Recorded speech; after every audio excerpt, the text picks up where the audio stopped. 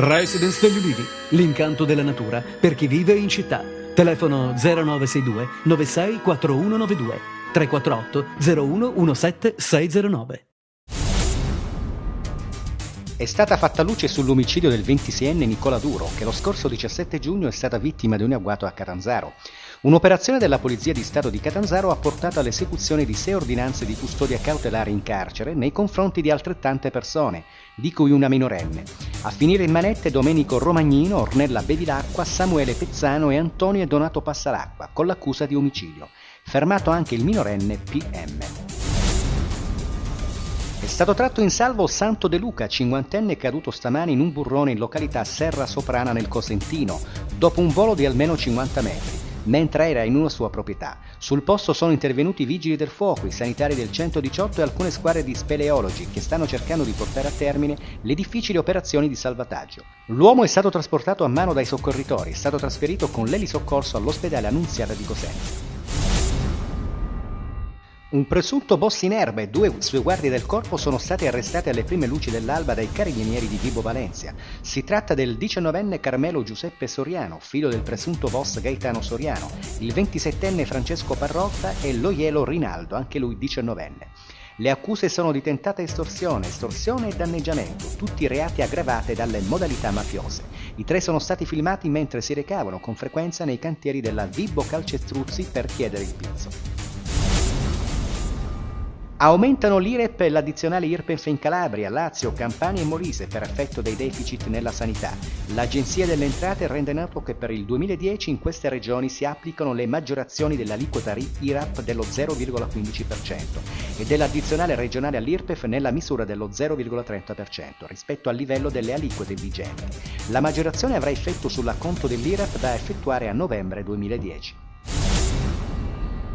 Lunedì 5 luglio ci sarà lo sciopero delle farmacie a Catanzaro e a Crotone. È stata confermata da Federfarma la chiusura di tutte le farmacie della provincia, escluso quelle di turno. Uno stato di agitazione a cui si è arrivati a Crotone dopo il fallito tentativo di conciliazione con l'azienda sanitaria provinciale nei giorni scorsi. La protesta dei farmacisti nasce dal mancato rimborso da parte delle ASP dei farmaci. La Regione Calabria e il CNR hanno siglato ieri un protocollo d'intesa per realizzare 3 poli innovativi di ricerca su aree universitarie. L'accordo firmato dal presidente del CNR Luciano Maiani e dal governatore Giuseppe Scopelliti prevede la localizzazione nei 3 poli di istituti e strutture decentrate del CNR già operanti in Calabria, con la costruzione di nuovi immobili attrezzati. Si è svolto nei giorni scorsi il primo evento organizzato dalla ricostituita sezione catanzarese dell'AIGA. Il convegno tenutosi presso la Sala delle Culture di Palazzo di Vetro sul tema mediazione e conciliazione è stato patrocinato dalla provincia e dalla BB Promo Service. Oltre alla grande attrazione per tanti giovani professionisti è spiccata la presenza di rappresentanti del mondo forense. Il genere contro la violenza è il progetto regionale presentato ieri dall'assessore comunale di Reggio Calabria, Giovanna Cusumano. Un'azione di sinergia e coinvolgimento territoriale fra associazioni ed organismi che operano nel settore, ossia violenza intra- ed extrafamiliare. Tra le iniziative del progetto il potenziamento dei servizi di accoglienza e di ascolto, consulenza psicologica, mediazione familiare e consulenza legale.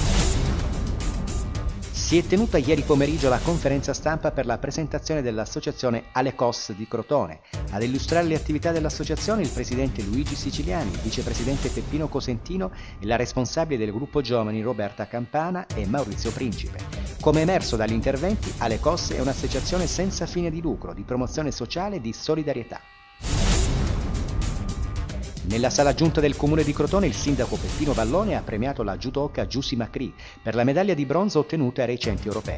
Erano presenti alle cerimonie anche l'assessore allo sport Claudio Molè, l'assessore allo spettacolo Mario Megna, il consigliere comunale e vicepresidente CONI Giuseppe Frisenda. Alla campionessa è stato consegnato un trofeo raffigurante la colonna di Era Lacinia.